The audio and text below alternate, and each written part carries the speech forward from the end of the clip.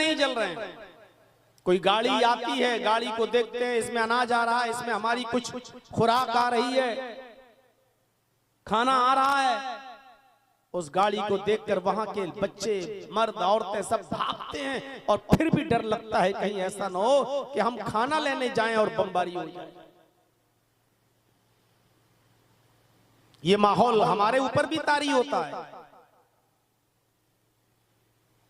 इस वक्त बंगाल के अंदर माहौल चल रहा है ना, बटना नहीं, इधर उधर मत जाना, डिवाइड मत होना। अगर ये सरकार चली गई, दूसरी आ गई तो हमारा जीना महाल हो जाएगा, सड़कों पर नमाज पढ़ना महाल हो जाएगा, गोश्त खाना महाल हो जाएगा। यही सब माहौल हैं खौफ के। वला नबलुवन्नकुम बिशैइन मिनल खौफ, हम तुम्हारे ऊपर खौफ डालकर भी तुम्हें आजमाएंगे। ऐसा माहौल हो जाएगा कि आप डरेंगे, लेकिन इस डर के माहौल में आप अल्लाह के बताए हुए रास्ते पर और शरीयत इस्लामी पर चलते हैं या छोड़ देते हैं। कितने लोग ऐसे हैं जो देखते हैं नहीं नहीं नहीं तो अपना चोला बदल लेते हैं और उसी में चले जाते हैं। ऐसा है साहब, जब दूसरी सरकार आएगी तब हम उसमें आ जाएंगे। अभी अगर अपने आप को बचाना है तो इसी पार्टी में चले जाओ जिसकी हुकूमत चल रही है। अपने आप को बचाना है। क्यों? क्योंकि हमें मालूम है कि हमारे सारे कारोबार काले हैं, हमारे सारे धंधे गलत हैं, तो हमें अपने आप को बचाना है तो हम उसी पार्टी को ज्वाइन कर लेते हैं, क्योंकि हमें मालूम है कि वही वॉशिंग मशीन है। अगर हमने उसमें चले गए तो हमारे सारे पाप धुल जाएंगे। इशारा हो गया, समझने वाले समझ गए, और ज्यादा खुल के नहीं बोलेंगे, क्योंकि भाइयों क्या कहा, वला नबलुवन्नकुम बिशैइन मिनल खौफ, हम तुम्हें खौफ डालकर भी आजमाएंगे। ऐसा माहौल पैदा कर देंगे कि तुम्हारे अंदर डर पैदा होगा। लेकिन इस डर के माहौल में देखता हूं कि तुम साबित कदम रहते हो दीन पर या हट जाते हो। आगे चलिए। वलजू, हम तुम्हें भूखा मार कर भी आजमाएंगे। भूखा मार कर, अरे हम और आप क्या हैं? सुबह खाना मिल गया, शाम को नहीं मिला, शाम को मिल गया, सुबह नहीं मिला। मौलाना साहब, घर में बड़ी परेशानी है, बरकत नहीं हो रही है। इतनी मेहनत करता हूं, पैसा आता है लेकिन रुकता नहीं है। मौलवी क्या कर लेगा? मौलवी के पास कोई मंत्र है, जादू की छड़ी है जो तुझे दुआ बता देगा और तेरे घर में पैसे ही पैसे हो जाएंगे। अगर मौलवियों के पास जादू की कोई छड़ी होती और पैसा कमाने की कोई दुआ होती तो मौलाना जर्जी साहब के भगैया में जलसा करने नहीं आते, वही दुआ पढ़ लेते और हमारे तकिए के नीचे पैसों की गड्डी आ जाती, हमारी अलमारी भर जाती। ये मदरसे में कोई मुदर्रिस ना पढ़ाता और किसी मस्जिद में कोई मौलवी इमामत करता हुआ नजर नहीं आता, लेकिन हम अंधभक्त हैं। मौलवी साहब कोई दुआ बता दीजिए। अल्लाह के नबी सल्लल्लाहु अलैहि वसल्लम के ऊपर भी ऐसा वक्त गुजरा है, रात के अंधेरे में आप निकल पड़े, बेचैन परेशान हैं, भूख की वजह से करवटें बदल रहे हैं, आखिरकार उठ गए और बाहर निकल जाते हैं कि किसी सहाबी के ऊपर नजर पड़े और वो मेरी भूख को देखकर मुझे अपने घर ले जाए, 2-4 खजूरें खिला दे, थोड़ा सा पानी पिला दे, उसके घर में कोई चीज हो तो वो खिला पिला दे। अब बाहर निकल गए घर से, पैदल चल रहे हैं, क्या देखते हैं कि रास्ते में हजरत अबू बकर सिद्दीक चले आ रहे हैं। बुखारी शरीफ की रिवायत, अबू बकर सिद्दीक चले आ रहे हैं। हजरत अबू बकर सिद्दीक को देखा, आपने कहा कैसे आना हुआ? अरे अबू बकर इतनी रात में? हजरत अबू बकर ने जवाब दिया, अल्लाह के नबी, मैं भूख की वजह से घर से निकला हूँ, भूख लगी हुई थी, घर में कुछ था नहीं, मैं निकल गया, टहलने लगा, शायद कहीं कुछ मिल जाए। अल्लाह के नबी ने जो जवाब दिया, इमाम बुखारी उसको नकल करते हैं, कहा, अरे अबू बकर, अल्लाह की कसम, जिस वजह से तुम निकले हो उसी भूख की वजह से मैं भी घर से बाहर निकला हूं। अब 1 से 2 हो गए, दोनों भूखे हैं। थोड़ी देर के बाद हजरत उमर भी आ गया, वो भी कहने लगे भूख की वजह से घर से निकले हैं। अब ये तीनों लोग एक सहाबी के घर जाते हैं। पास में नजदीक में जो सबसे नजदीक में जो घर था, वो घर था अबुल हैसम अंसारी का। अबुल हैसम अंसारी का मकान। दरवाजे को रात में दस्तक दी। अबुल हैसम ने कहा इतनी रात में कौन आया है? दरवाजा खोला, सामने अल्लाह के नबी अबू बकर उमर। कहा अल्हम्दुलिल्लाह, माशा अल्लाह, इतने अच्छे मेहमान रात में, वो भी हमारे घर पर, आइए तशरीफ लाइए। अभी रात के 2 बजे हम अचानक पहुंच जाएं आपके घर में, पसीने आ जाएंगे। रात में अचानक बिना बताए हुए। आजकल तो जमाना अच्छा ना, फोन कर दिया, हाँ तो ठीक है, हमारे पहुंचने से पहले बन गया, बल्कि कह भी देते हैं बस पहुंच जाऊंगा रात में 1 बजे तक इंशाल्लाह, हाँ थोड़ा सा खाना वाना बना लीजिएगा। इशारा होता है कि थोड़ा सा अच्छा। ये वहां ना मोबाइल का जमाना ना फोन का जमाना, अचानक और चेहरे पे खुशी मेजबान के, आइए कितने अच्छे मेहमान। आज तो आपका चेहरा उतर जाएगा और आपसे ज्यादा आपकी बीवी का चेहरा उतर जाएगा। एक कमीना रात ही को टपकने को था, अब किचन में जाऊं रोटी बनाऊं, किचन में जाऊं चावल उबालूं, भूखा चला आया, रात ही में आने को था। ये तीनों ने अपनी वजह बताई कि भूखे हैं हम लोग। आया अबुल हैसम, अगर तुम्हारे पास कुछ हो, जो भी घर में, तकल्लुफ नहीं, जो भी हो रख दो, और नहीं है तो कोई बात नहीं। कहा ठीक है। बगीचे में गए, खजूर का एक खोशा तोड़ कर लाए। कच्ची पक्की हर किस्म की खजूरें उसमें थी। अंधेरे में जैसे हाथ में लगी ले आए। आए अल्लाह के नबी, आप और आपके सहाबा इसको खाएं, मैं अभी आ रहा हूं। और गए और बकरी का 1 साल का बच्चा, 1 साल का बकरी का बच्चा उसको लिया और जिबा कर दिया। 3 लोग और पूरी बकरी उन्होंने जिबा कर दी। बकरी का 1 साल का बच्चा।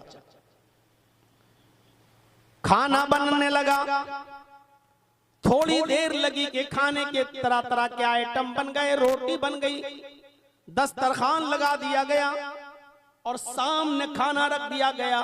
उस जमाने में जो चलता था वो सारा खाना बकरे के गोश्त के आइटम बनाकर, रोटी वगैरह बनाकर तैयार कर दी गई। दस्तरखान लग गया।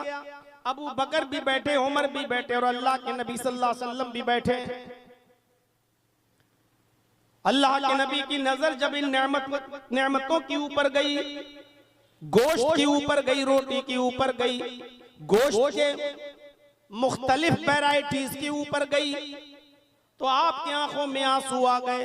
बुखारी की रिवायत, अल्लाह के नबी सल्लल्लाहु अलैहि वसल्लम की जबान से जो जुमला निकला वो जुमला ये था, लतुसअलुन्ना अन हाज़न नईम यौमल क़यामा। आए अबुल हैसम, यही वो नेमतें हैं जिन नेमतों के बारे में कयामत के दिन अल्लाह रब्बुल आलमीन के यहाँ सवाल किया जाएगा। यानी हमने तुम्हें नेमतों को खिलाया था, तुमने अल्लाह का शुक्र अदा किया या नहीं किया। जर्जीस साहब के सामने या हम जैसे और मौलवियों के सामने आप आइटम रख दें तब भी सारी चीजें हैं माशाअल्लाह, बस चिकन फ्राई और होता तो और अच्छा होता। बस एक चीज की और कमी रह गई, अगर मछली और होती तो बस पूछो मत। आपका दस्तरखान बहुत अच्छा, या कुछ नहीं कहेगा शर्म की वजह से, तो दस्तरखान पर नेमतों को देखकर कहेगा माशाअल्लाह, अल्लाह पकाने वाली को जन्नत दे, अल्लाह आपने मेहमान नवाजी की, अल्लाह आपको जन्नत दे। अल्लाह के नबी सल्लल्लाहु अलैहि वसल्लम ये कुछ नहीं कह रहे, अल्लाह के नबी नेमतों को देख रहे तो कह रहे लतुसअलुन्ना अन हाज़न नईम यौमल क़यामा। अबुल हैसम, कयामत के दिन इन नेमतों के बारे में सवाल होगा। अल्लाह ने खिलाया, तुमने शुक्र अदा किया कि नहीं किया। और उसके बाद का मंजर देखिएगा मेरे साथियों, एक रोटी उठाई और उस रोटी के ऊपर सिर्फ गोश्त की 2 बोटियां रखी। एक रोटी और उस रोटी के ऊपर गोश्त की 2 बोटियां रखी। अल्लाह की कसम, जर्जीस को नहीं मालूम कि उस रोटी का साइज क्या हो। हमें नहीं मालूम। उस जमाने में छोटी रोटी चलती थी कि बड़ी, हमें नहीं मालूम। आप हमारे यूपी में आ जाएं तो कानपुर से उधर जितना जाएंगे, इटावा, अलीगढ़, गाजियाबाद, बरेली, पीलीभीत, इस तरफ जितना जाएंगे तो आपको रोटी बड़ी मिलेगी, बड़ी रोटी बनती हुई मिलेगी। और इटावा से इस तरफ जितना आएंगे आप, कानपुर, लखनऊ और सीता, इस साइड में जब आप आएंगे, हरदोई वगैरह, सीतापुर, इस साइड में जब आप आएंगे, बनारस वगैरह में, तो यहाँ रोटी आपको छोटी बनती हुई मिलेगी, छोटी छोटी। आपके बिहार में भी छोटी रोटियों का चलन है, छोटी रोटी बनती है। बंगाल के अंदर भी यही चलन है, छोटी रोटी बनती है।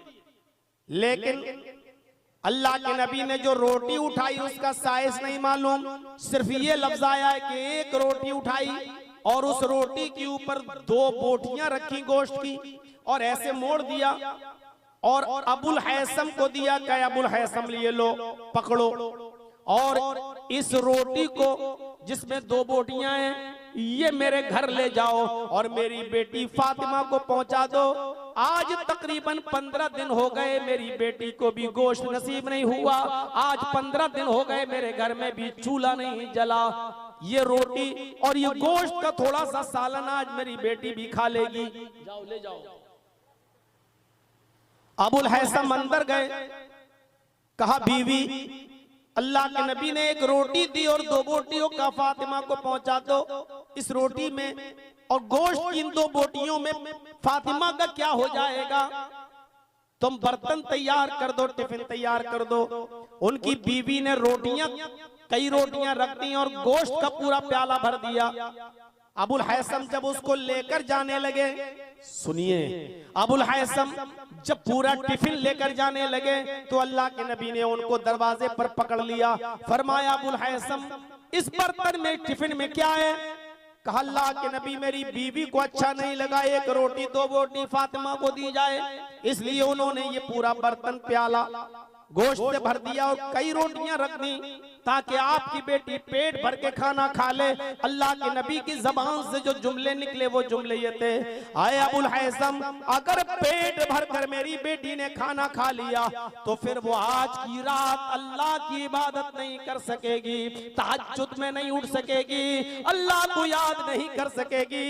नींद रात भर आराम से खाना खाकर फिर रात भर वो आराम से सोएगी। इतना हम अपनी बेटी को नहीं खिला सकते कि रात में उठकर वो अल्लाह की हम्द बयान न कर सके, सना न कर सके, इबादत न कर सके, तहज्जुद न पढ़ सके। जितना मैंने दिया उतना ही देकर आओ। अल्लाह के नबी को भूख से आजमाया जा रहा है, अबू बकर भूख से आजमाए गए, हजरत उमर भूख से आजमाए गए। हमारा तसव्वुर क्या है? एक दिन खाना न मिले, दूसरे दिन मौलाना साहब घर में बरकत नहीं हो रही है। बरकत का मतलब यह है कि आपके गुलछर्रे उड़ाने के लिए सारी नेमतें आपको मिलती रहें और सब कुछ, तब आप समझेंगे कि हाँ, अब हमारे घर में खैर बरकत हो रही है। वलनबलुवन्नकुम बिशैइन मिनल खौफि वल जूअ वनक्सिम मिनल अमवाल, तुम्हारे मालों में नुकसान करके भी हम तुम्हें आजमाएंगे, तुम्हारे मालों में नुकसान पहुंचाकर भी हम तुम्हें आजमाएंगे। बहुत पैसा है तुम्हारे पास, बहुत माल है तुम्हारे पास, अचानक आग लग गई, माल में नुकसान हो गया, पागल हो गए। क्या है? बड़ी मेहनत से आपने बिल्डिंग बनाकर तैयार की थी, अचानक इजराइल और फिलिस्तीन की जंग में एक बम गिरता है और आपका बना हुआ वो 5 मंजिला मकान बुलडोज हो जाता है। या उत्तर प्रदेश की तरह, मेरे भाइयों, आपसे एक गलती हो गई, बजाय इसके कि कोर्ट में मुकदमा चले और कोर्ट से फैसला हो, आपकी मेहनत का बनाया हुआ और मेहनत की कमाई से तामीर किया हुआ 5 मंजिला 10 मंजिला मकान सिर्फ इसलिए बुलडोज कर दिया गया, गिरा दिया गया क्योंकि आप मुसलमान हैं। क्या बीतेगी आपके ऊपर, क्या गुजरेगी आपके ऊपर। व नक़्सिम मिनल अम्वाल, हम तुम्हारे मालों में नुकसान पहुंचाकर भी हम तुम्हें आजमाएंगे। सन 2002 का वो दंगा जो गुजरात की धरती पर हुआ, जैसा कि अभी शेख मुईन साहब बतला रहे थे, 1996 में सोनियावाड़े में तकरीर हुई। सन 1998 में मेरी हैत अहमदाबाद की सरजमीन पर तकरीर हुई थी। 98 में जिन लोगों के यहां मैं रुका था, करोड़ों की बिल्डिंगों के मालिक थे, करोड़ों के उनके शोरूम थे, बेहतरीन मेहमान नवाजी की थी, और उस वक्त में एक नया उभरता हुआ चेहरा था, इसलिए उन्होंने अपने घर ही में हमको ठहराया था। करोड़ों का शोरूम, करोड़ों की बिल्डिंग, लेकिन 2002 के दंगे में बिल्डिंगें तोड़ दी गई, दुकानों में आग लगा दी गई। आज भी करोड़ों की बिल्डिंगों के मालिक, करोड़ों के शोरूम के मालिक आज भी वो किराए पर रहते हैं। उनकी जमीन उनको नहीं मिल सकी, उनके घर मकान उनको बनाकर नहीं दिए गए। कई साल तक तो वो कैंपों में रहे, अब कैंपों से आजादी मिली तो वो किराए के मकान में रहते हैं, और किराए की दुकान से उन्होंने अपनी दुकानदारी शुरू की। व नक़्सिम मिनल अम्वाल, हम तुम्हें तुम्हारे मालों में नुकसान पहुंचा कर भी आजमाएंगे। आज तुम्हारे पास बहुत कुछ है ना, जिसने दिया है वो लेना भी जानता है, जिसने दिया है वो छीनना भी जानता है। इसीलिए तो कहा कि कद्र कर लो, जो दिया है कद्र कर लो उसकी। व नक़्सिम मिनल अम्वाल, हम तुम्हारे मालों में नुकसान पहुंचा कर भी हम तुम्हें आजमाएंगे। वल अनफुस, तुम्हारी जानें लेकर भी हम तुम्हें आजमाएंगे। ऐसा माहौल देख लीजिए, 70,000, 80,000, 1,00,000 आदमी फिलिस्तीन के अंदर मार डाला गया, कत्ल कर दिए गए, बच्चे, औरतें, जवान, मर्द, बूढ़े, सब टोटल गिनती जो बताई जा रही है 70,000, ये तो मीडिया रिपोर्ट है, अंदरूनी रिपोर्ट लाख से भी कहीं ऊपर। सुन रहे हैं? हम तुम्हारी जानें लेकर भी आजमाएंगे। बहुत मोहब्बत है बच्चे से तुम्हें, बच्चे का इंतकाल हो गया, अल्लाह ने ले लिया, अब आप रोएंगे, हम जान लेकर भी आजमाएंगे। बड़ी खिदमत करती थी आपकी बीवी, अचानक हार्ट अटैक हुआ, बीवी मर गई, कितना बड़ा सदमा पहुंचा आपको। हम जाने लेकर भी आजमाएंगे। वल अनफुस वस्समरात, समरात में सारी चीजें आ गई। वैसे तो अनाज, उस दौर में अनाज और गल्ले का कारोबार होता था, इसलिए आयत नाजिल हुई, इसमें हर बिजनेस शामिल है। जो आदमी जो बिजनेस करता है, खेती बाड़ी, अनाज, गल्ला, चावल का या धान का, फल फ्रूट पैदा हो रहे हैं, आम के बागात हैं, लीची के बागात हैं, या आप और कोई बिजनेस करते हैं, कारोबार करते हैं कपड़े का, हम तुम्हें तुम्हारे कारोबार को चौपट करके, तुम्हारा कारोबार बर्बाद करके भी हम तुम्हें आजमाएंगे। कितनी चीजें बताई, खौफ डालकर भी आजमाएंगे, भूखा मार कर भी। सन 2014 में मैं हज करने के लिए गया था सऊदी अरब, अपनी माँ को और अपने बाप को लेकर। शेख असगर साहब और मौलाना हारून साहब भी हमारे साथ थे। सऊदी अरब की सरजमीन पर एक फिलिस्तीनी आदमी नमाज के बाद इमाम हरम से सवाल करता है, इमाम हरम से सवाल करता है फिलिस्तीनी नौजवान, और उसके सवाल का मफहूम यह था कि इमाम मोहतरम, हम लोग फिलिस्तीन में रहते हैं, हालात बड़े खराब हैं, कभी कभी खाना वक्त पे नहीं मिलता, और कभी कभी तो घर में पीने के लिए पानी भी नहीं होता। इमाम मोहतरम, अगर हमारे घर में खाने के लिए खजूर भी ना हो और पीने के लिए पानी भी ना हो, सुबह में एक घूंट पानी भी ना पी सके, पानी भी ना हो, तो क्या मैं नियत से सहरी की नियत सहरी रोजे की नियत क्या मैं कर सकता हूँ, यानी नियत से रोजा रख सकता हूँ। सहरी करने की नियत है लेकिन सहरी है ही नहीं, खाना नहीं है मेरे पास, पानी नहीं है, तो क्या सिर्फ इतना सोच लूं कि मैं रोजे से हूं तो बिना खाए पिए क्या इस नियत से रोजा हो जाएगा? इमाम हरम के आंखों में आंसू थे और उस नौजवान को कहा कि बिल्कुल इंशाअल्लाह तुम्हारा रोजा अल्लाह रब्बुल आलमीन के यहाँ कबूल हो जाएगा। सारे आमाल का दारो मदार नियत ही पर है। उस नौजवान ने फिर एक और सवाल दाग दिया उसी खाने काबा में कि इमाम मोहतरम यही हाल इफ्तार के मौके पर भी हमारा होता है, एक खजूर तक नहीं है जिससे मैं इफ्तार कर सकूं और पानी का एक घूंट तक नहीं जिसको मैं पी सकूं। अगर हमारे पास इफ्तार करने के लिए कुछ न हो, न खाने के लिए खजूर हो, न पीने के लिए पानी का एक घूंट हो, तो क्या मैं नियत से रोजा इफ्तार कर सकता हूं? यानी सिर्फ ये सोच लूं कि हाँ मैंने इफ्तार कर लिया तो क्या नियत से इफ्तार हो जाएगा रोजा? इमाम हरम फूट फूट कर रोने लगे। इमाम हरम फूट फूट कर रोए, उनके रोने की आवाज मजमे में सब सुन रहे हैं, सब देख रहे हैं उनके आंसू, और उस नौजवान को बुलाते हैं और अपने सीने से लगाते हैं, और सीने से लगाकर इमाम हरम का जवाब यह है कि आए नौजवान, तेरे इस तरह रोजे का इनाम कोई नहीं दे सकता, तेरे इस तरीके से रोजा रखने का इनाम सिर्फ तेरे रब के पास है। अल्लाह बेहतर जानता है कि तेरे इस तरीके के रोजे रखने का इनाम अल्लाह तुझे क्या देगा, तेरे इस रोजे की कदर अल्लाह की नजर में क्या है या अल्लाह ही बेहतर जानता है। दुनिया का कोई बादशाह, यहाँ तक के सऊदिया का बादशाह भी तुझे कुछ नहीं, चाहे कितना बड़ा इनाम दे दे, लेकिन वो तेरे रोजे का इनाम नहीं हो सकता है। तेरे रोजे का सही इनाम तो अल्लाह तुझे कयामत के दिन देगा। मेरे भाइयों, इन लोगों से पूछो जिनके पास खाने को कुछ नहीं, पीने को कुछ नहीं, और फिर भी रोजा रख रहे हैं। बेगैरतों, अल्लाह ने दौलत दी है लेकिन रोजा तुम्हें नसीब नहीं होता है।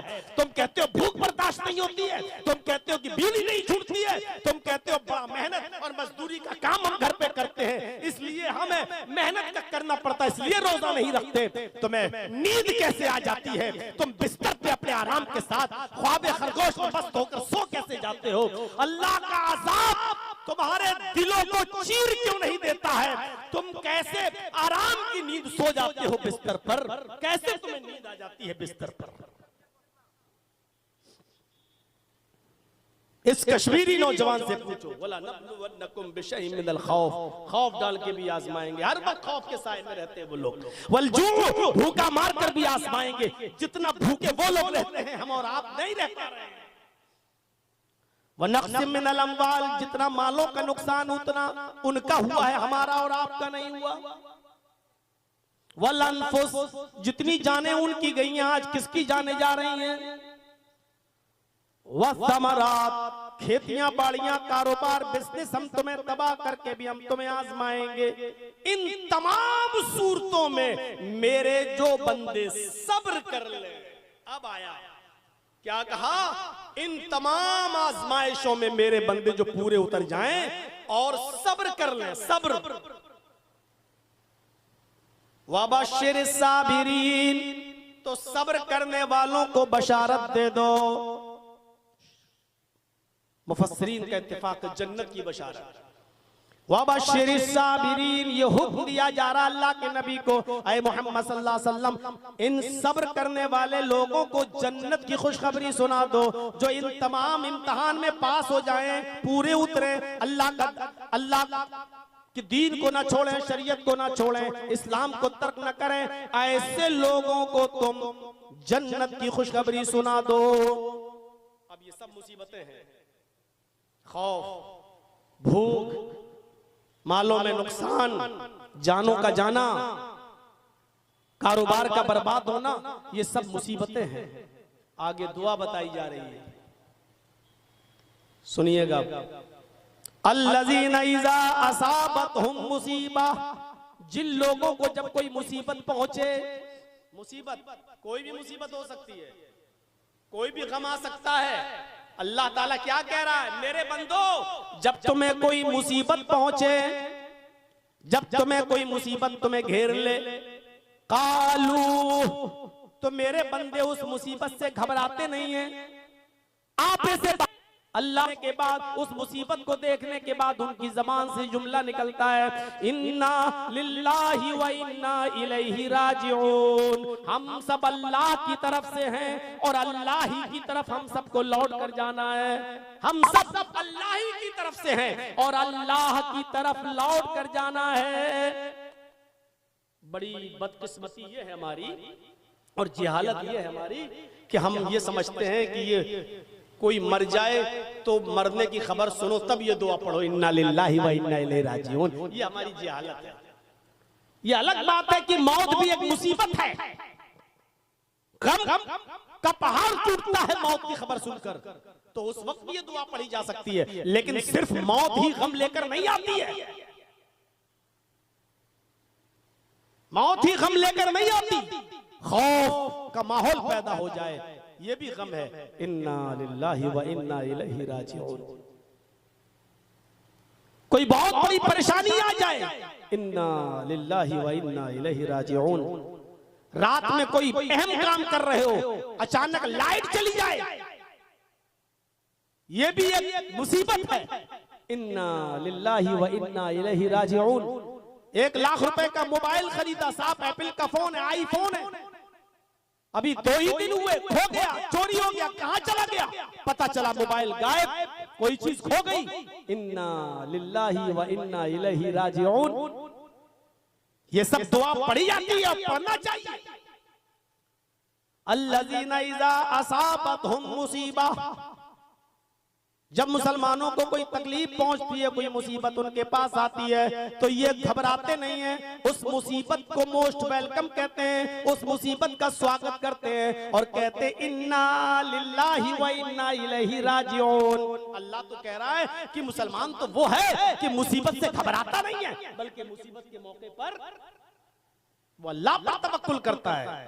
अल्लाह के नबी जनाब मोहम्मद रसूलुल्लाह गारे सौर में है, अबू बकर कह रहे हैं कि काफिर हमारे पहाड़ी तक आ गए, अल्लाह के रसूल अगर ऐसे झांक कर देखेंगे तो हम पकड़ लिए जाएंगे। अल्लाह के नबी घबराए नहीं। कितनी बड़ी मुसीबत, जो मोहम्मद को जिंदा पकड़ के लाएगा उसको 100 ऊंट इनाम दिए जाएंगे। 100 ऊंट के लालच में लोग पीछा कर रहे हैं मोहम्मद रसूलुल्लाह को पकड़ने का। आप जिस गार में छिपे हैं उस गार तक पकड़ने वाले काफिर आ चुके हैं। अगर देख ले तो अल्लाह के नबी की कसर दिखाई दे जाए, लेकिन अल्लाह ने उनकी आंखों पे पर्दा डाल दिया, वो अल्लाह के नबी को देख नहीं सके। इतनी बड़ी मुसीबत नबी के ऊपर, लेकिन अल्लाह के अबू बकर कह रहे हैं अल्लाह के नबी वो हमारे सर पर। अल्लाह के नबी क्या कह रहे हैं, ला तहज़न इन्नल्लाह माअना। आए अबू बकर घबराओ नहीं, अल्लाह हमारे साथ है। आए अबू बकर घबराओ नहीं, अल्लाह हमारे साथ है। यानी मुसीबत आई घबराए नहीं। मोमिन का शेवा ये होता है कि जब उसके पास मुसीबत आए तो वो घबराए नहीं, बल्कि क्या पढ़े, इन्ना लिल्लाहि व इन्ना इलैहि राजिऊन। अब एक वाकया सुनाता हूं बुखारी से, दिलचस्प। देखिए दुआ है, हम सब अल्लाह ही की तरफ से और अल्लाह ही की तरफ लौट के जाना है। दुआएं आजकल हम पढ़ते कहां हैं, बस बहस करते हैं।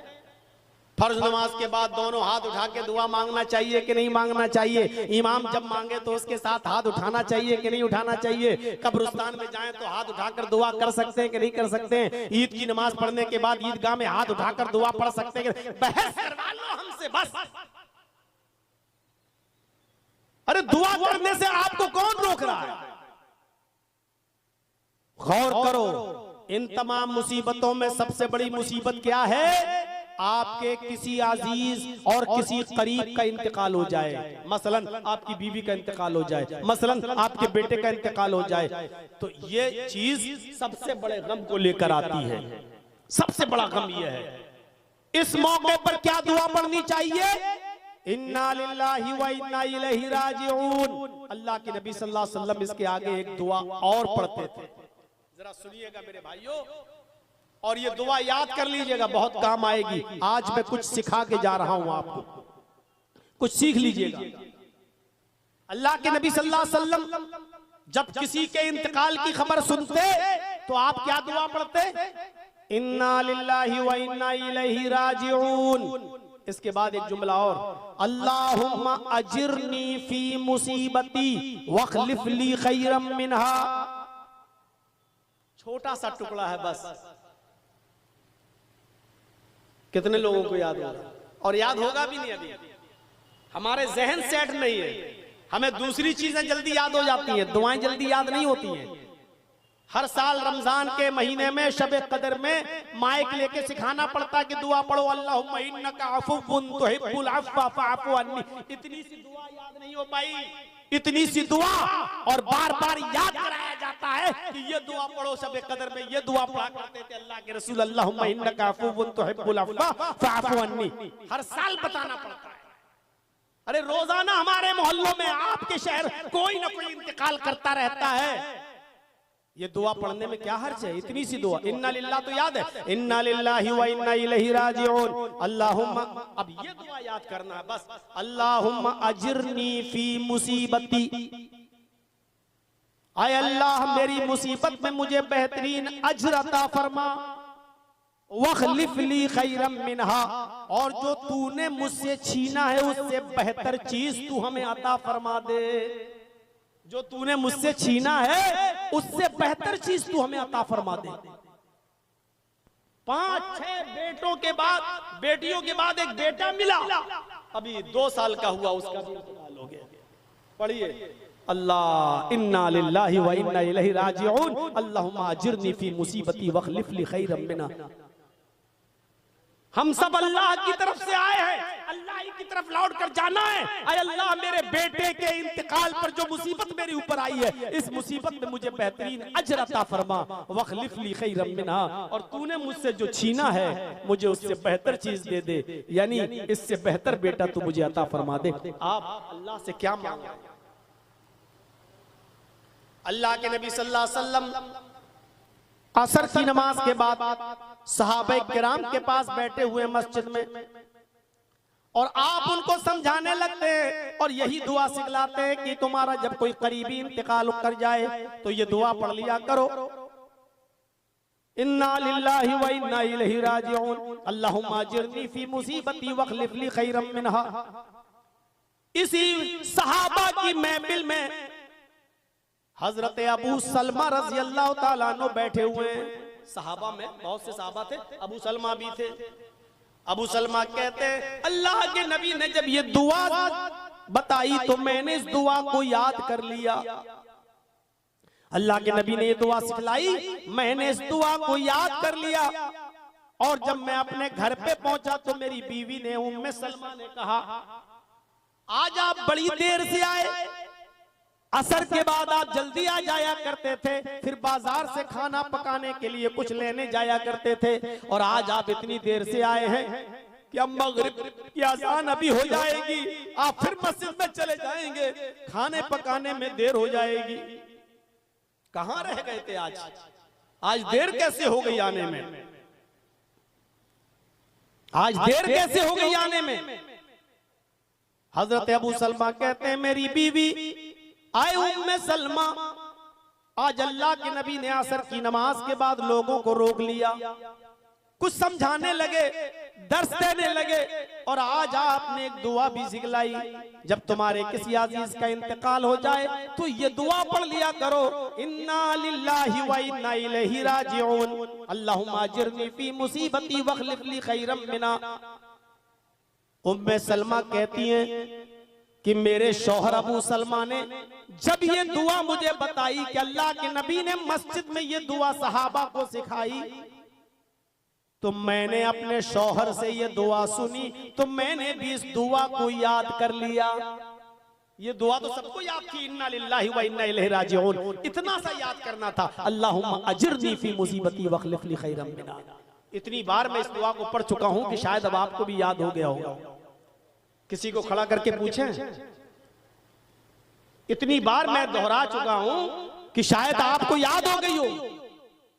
अल्लाहुम्मा अजिरनी फी मुसीबती वखलिफ ली खैरम मिनहा। अब सर नीचे हो गए, कहीं मौलाना हम ही को खड़ा करके ना पूछ ले, हमको खड़ा ना कर दे। इतनी सी दुआ हजरत उम्मे सलमा कहती है मैंने याद कर ली, जब किसी का इंतकाल होता मैं ये दुआ पढ़ लेती। 6 महीने गुजर गए, 8 महीने गुजर गए, 1 साल गुजर गया। मेरे शौहर कपड़े का बिजनेस करते थे, कपड़ा दूसरे शहर में ले जाया करते थे, बेचते थे और वहां से कुछ चीजें खरीद के लाते थे, अपने शहर में बेचा करते थे। मेरे शौहर बिजनेस करते थे दूसरे शहर में जाकर। एक दिन मेरे शौहर बिजनेस के लिए निकले और वहां पहुंच गए और वहां से बहुत सा सामान लेकर जब मेरे घर की तरफ आए, अपने शहर की तरफ जब चलने लगे तो रास्ते में बीमार पड़ गए। अबू सलमा बीमार पड़ गए। ओफो, जो चीज बताने जा रहा हूं गौर से सुनो मेरे भाइयों। उम्मे सलमा कहती हैं मेरे शौहर बाहर गए और वहां से जब लौटे दूसरे शहर से तो बीमार पड़ गए और रास्ते ही में उनका इंतकाल हो गया। अबू सलमा उसी बीमारी में इंतकाल कर गए। मेरे कानों में खबर पहुंचाई गई, कोई दौड़ता हुआ आया, उसने मुझे बताया कि तुम्हारे शौहर अबू सलमा बीमार पड़ गए थे रास्ते में और उनका इंतकाल हो गया। मैंने अपने शौहर के इंतकाल की जब खबर सुनी तो मैंने यही दुआ पढ़ ली जो मुझे याद थी, इन्ना लिल्लाहि व इन्ना इलैहि राजिऊन।